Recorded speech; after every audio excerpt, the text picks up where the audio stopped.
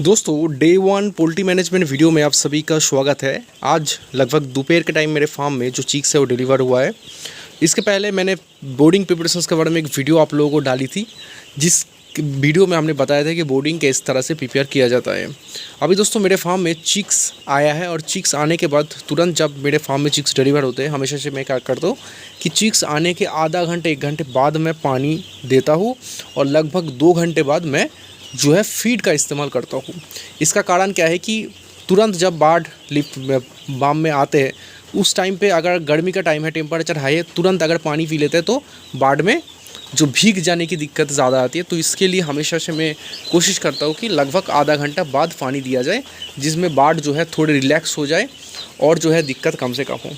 दूसरी सबसे इम्पॉर्टेंट चीज़ है कि फ़ीड देने की 3 घंटे बाद क्यों है, क्योंकि 3 घंटे तक बाढ़ फीड इनटेक ना करें तो सबसे बेहतर है। क्योंकि तुरंत जब मान के चलिए कि आप धूप से आए हो और उस टाइम पे आपको फीड दिया जाए और पानी दिया जाए तो आपको भी दिक्कत होगा। तो इसीलिए हमेशा से जो चीक्स है वो जब भी गर्मी के टाइम में आते हैं तो तुरंत अगर फीड इनटेक करें तो उसमें दिक्कतें बाढ़ में आ सकती है। और सबसे बढ़िया प्रॉब्लम जो आते हैं कि लैम बार्ड और इनकम्प्लीट जो पोल्ट्री एग होते हैं, इनकम्प्लीट जो पोल्ट्री चिक्स होते हैं, तो वो बढ़ सकते हैं और लैम बार्ड का जो प्रॉब्लम है वो बढ़ सकते हैं। तो इसके लिए 3 घंटे लगभग गैप चिक्स डिलीवर होने के बाद फीड देना सबसे बेहतर है। फीड देने का 2 तरीका है। एक है कि आप देख सकते हो यहाँ पर जो फीडर वगैरह है वहाँ पर मैं फीड दिया हूँ। उसके बाद यहाँ पर बाहर की तरफ जगह जगह पर पेपर बोर्डिंग के अंदर पहला दिन मैं बाहर की तरफ भी फीड दूंगा, जिनमें फीड का जो कंजम्पशन है वो बढ़िया से हो। और दूसरी सबसे इम्पॉर्टेंट चीज़ है कि फीड जितना इंटेक करेगी डे 1 में उतना आपका फ़ायदा है।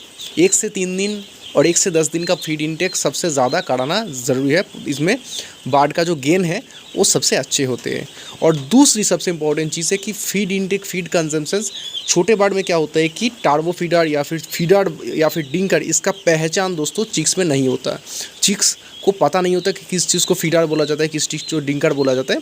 तो इस टाइम पे अगर आप ज़्यादा जगह पर फीड देंगे उसमें क्या होगा कि फीड कंजम्पशन जो है वो अच्छे से हो। और फीड इंटेक करने के मतलब ही है पानी ज़्यादा इंटेक करेगा। ठीक है, अभी रात का टाइम है और अभी टेम्परेचर जो है मेरे फार्म में नॉर्मल है। अगर टेम्परेचर थोड़े कम होने के टाइम है, अभी थोड़े बारिश हो रहा है बाहर की तरफ, तो अभी तुरंत ही मैं आधा घंटे के बाद जो लैम्प है वो सादा वाला जो लैम्प है LED लैम्प, उसको मैं बंद करके 1-2 करके जो है 100 वाट का जो लाल लैम्प है वो मैं इस्तेमाल करूँगा, जिसमें अंदर जो टेम्परेचर है वो बढ़िया से हो। और सबसे बढ़िया बात है कि जब भी इस चीज़ को आप करें, इसमें क्या होगा कि गर्मी की अगर थोड़े थोड़े फार्म के अंदर हो रहे तो बाढ़ पानी जो है वो ज़्यादा इंटेक करेगी। इसमें क्या होगा कि बरसात के टाइम का मैनेजमेंट है तो पानी में किडनी का इन्फेक्शन बाढ़ में ज़्यादा ट्रिगर कर जाती है। तो छोटे बाढ़ में अगर पानी ज़्यादा इंटेक करेंगी तो दोस्तों बाढ़ का हेल्थ जो है वो अच्छे से रहेगी और दिक्कत जो है बाढ़ में कम से कम होगी। आप देख सकते हो आज 1 दिन है, 1 दिन के बाढ़ का एक्टिवेशन सब देखिए, इसका मतलब बाढ़ का कोऑर्डिनेशन सही है। इस टाइम पे फीड जो स्टैंडर्ड फीड इंटेक है वही कर रहा है और पानी का जो इंटेक है वो कम कर रहा है, एक ही कर रहा है।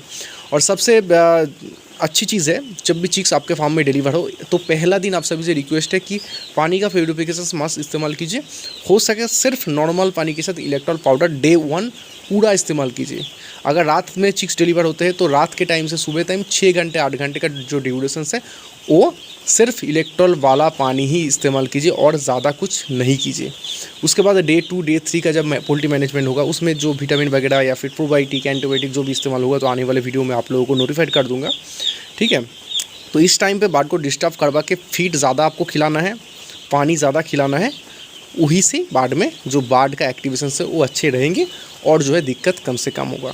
तो अभी दोस्तों मेरा जो बोर्डिंग है वो 5 बोर्डिंग है। यहाँ पर 1 2 3 बोर्डिंग का जो साइज़ आप देख सकते हो थोड़े बड़े हैं, क्योंकि बोर्डिंग स्टैंडर्ड के हिसाब से माना जाए तो लगभग एक बोर्डिंग के अंदर 300 चिक्स होते हैं। तो मेरा जो 2500 का फार्म है तो 500 करके चिक्स हर एक बोर्डिंग के अंदर है। तो इसीलिए जो बोर्डिंग का जो साइज़ मैंने किया है वो थोड़े बड़े किया है, जिसमें 500 बाढ़ लगभग 3 दिन तक सेट हो जाए। क्योंकि 3 दिन इस बोर्डिंग के अंदर रहेंगी तो 3 दिन के लिए ये जो बोर्डिंग सफिशिएंस जगह है वो 500 बाढ़ के लिए स्टैंडर्ड है। ठीक है, तो आने वाले वीडियो में दोस्तों फिर मुलाकात होगी जो मैनेजमेंट के बारे में, मेडिसिन के बारे में, जो मैं एक्स्ट्रा क्या कर रहा हूँ तो उस चीज़ को बारे में हर एक इन्फॉर्मेशन आप लोगों को शेयर करूँगा। तो आने वाले वीडियो में फिर मुलाकात होगी। अल्लाह हाफ़िज़ दोस्तों, जय हिंद दोस्तों।